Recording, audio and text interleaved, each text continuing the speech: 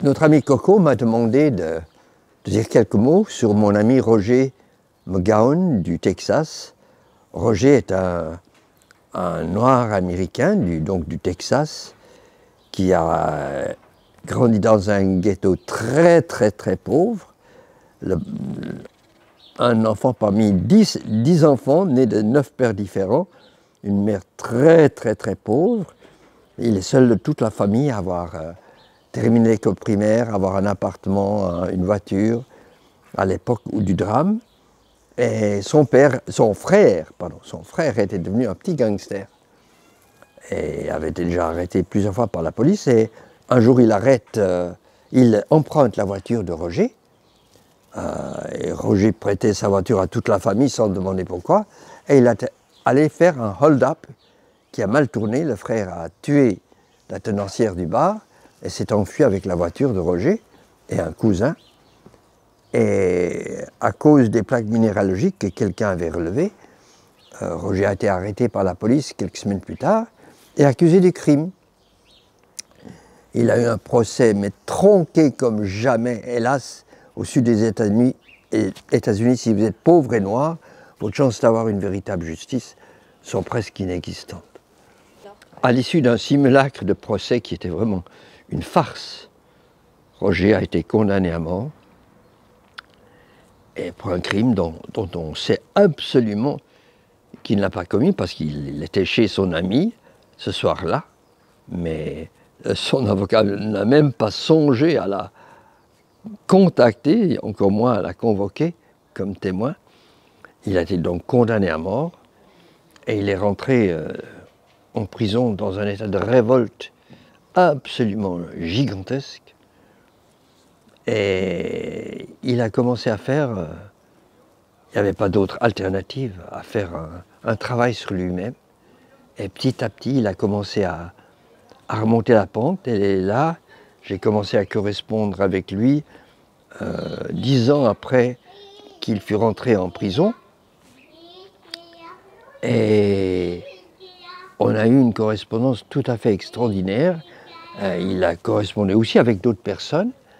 Et il est devenu vraiment un maître de vie. Et depuis, il est devenu un maître de vie pour des milliers de gens à travers le monde.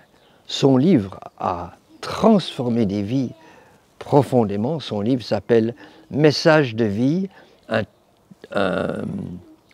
Un condamné à mort témoigne aux éditions Jouvence. Message de vie, un condamné à mort témoigne.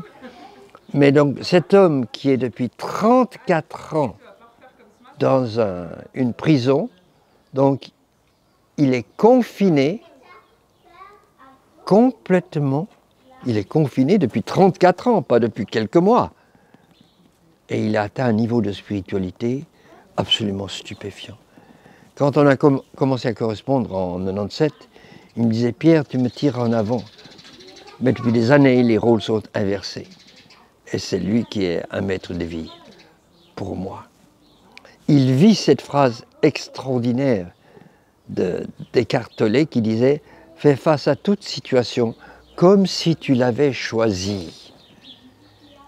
Et il écrivait à un de mes amis il y a un peu plus d'1 an.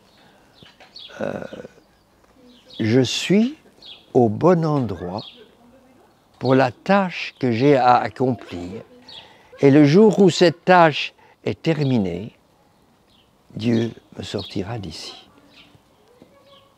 Après 34 ans, ou à l'époque c'était 32 ans, écrire ça, c'est tout simplement stupéfiant. Tout simplement stupéfiant. Et donc il vit ce confinement, c'est quelque chose qu'il vit depuis 34 ans.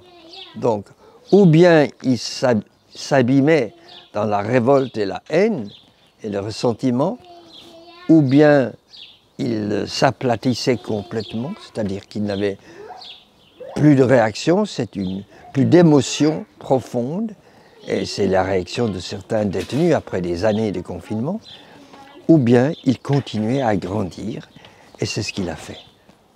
Et de nouveau, son livre Message de vie, un condamné à mort qui témoigne, est un livre bouleversant.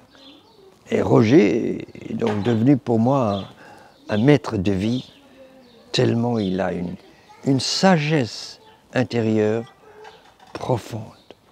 Et il est actuellement en train de bouleverser totalement la culture d'une prison de 2300 détenus, Wynne Unit à Huntsville au Texas, qui était connue comme une des prisons qui avait la pire énergie du Texas.